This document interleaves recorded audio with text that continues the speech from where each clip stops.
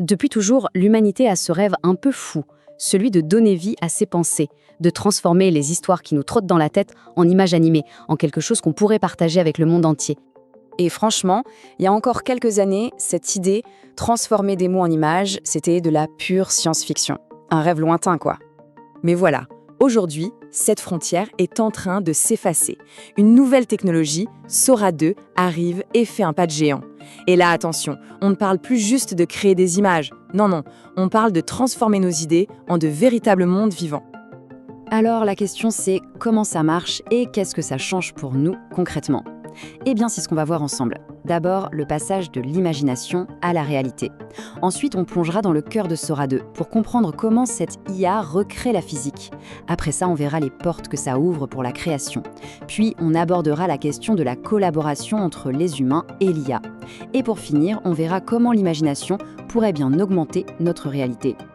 Allez, on commence par la partie un peu magique de l'histoire, de l'imagination à la réalité. C'est vraiment le point de bascule, le moment où une idée, une simple pensée, prend corps et devient quelque chose de tangible. Alors quel est le secret de Sora 2 ? Comment fait-elle pour être si réaliste ? Eh bien son secret, c'est qu'elle ne fait pas que copier le monde, elle en recrée la physique. Pour la toute première fois, on a une IA qui apprend vraiment le langage du monde réel. Et là, la différence, elle est énorme. Les IA d'avant, pour faire simple, elles collaient des pixels ensemble. Sora 2, c'est complètement autre chose.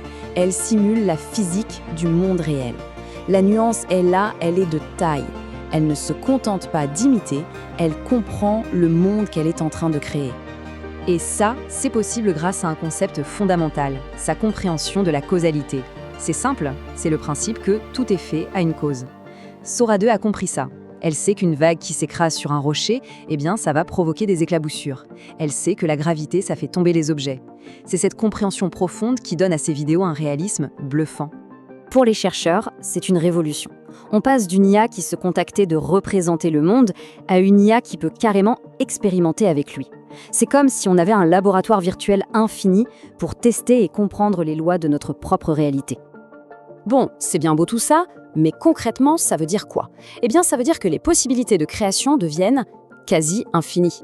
L'imagination devient un nouvel espace de travail, un nouveau terrain de jeu. Et le plus fou, c'est que cet espace de travail, il est ouvert à tout le monde. Les artistes, les cinéastes, bien sûr, mais aussi les scientifiques, les architectes, les biologistes, les étudiants, bref, n'importe qui, tous les conteurs d'histoire. Il suffit de quelques mots, de quelques phrases, et hop, en quelques secondes, une idée prend vie sous nos yeux. C'est ça, la grande promesse de Sora 2, la démocratisation de la création visuelle, totale. Il faut y penser, hein.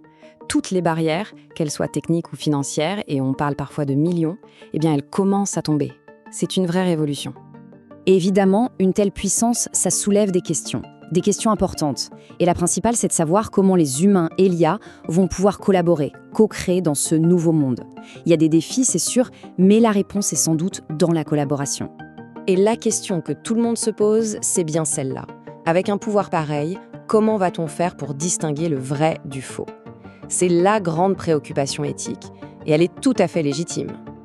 Alors, la réponse, elle se trouve dans des garde-fous directement intégrés à la technologie.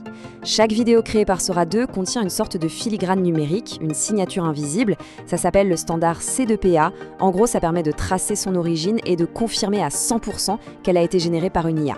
Le but n'est donc vraiment pas de tromper, c'est plutôt d'explorer mais en toute transparence. Donc plutôt que de voir ça comme une menace, il faut vraiment le voir comme une opportunité. Sora 2 ne va pas remplacer les artistes, pas du tout. Au contraire, elle leur donne de nouveaux pinceaux, de nouveaux sens, de nouveaux mondes à explorer. C'est un instrument d'émancipation créative absolument formidable. Et en fin de compte, on est peut-être tout simplement en train d'assister à la naissance d'un nouveau langage. Un langage où l'imagination ne se contente plus de rêver la réalité, elle l'augmente, elle l'enrichit. Oui, un langage où les mots ne servent plus seulement à décrire le monde, mais à le créer. Un langage où les mots deviennent littéralement des mondes. Grâce à une technologie comme celle-ci, la frontière qu'il y avait entre l'idée et l'expérience, elle s'efface, tout simplement. L'imaginaire prend corps presque instantanément. Ça a créé un lien direct, intime, immédiat entre ce qu'on a dans l'esprit et un résultat qu'on peut voir et partager. Alors on peut se poser la question, et si, au final, l'avenir de l'intelligence artificielle, ce n'était pas de remplacer nos yeux, mais plutôt d'élargir notre regard.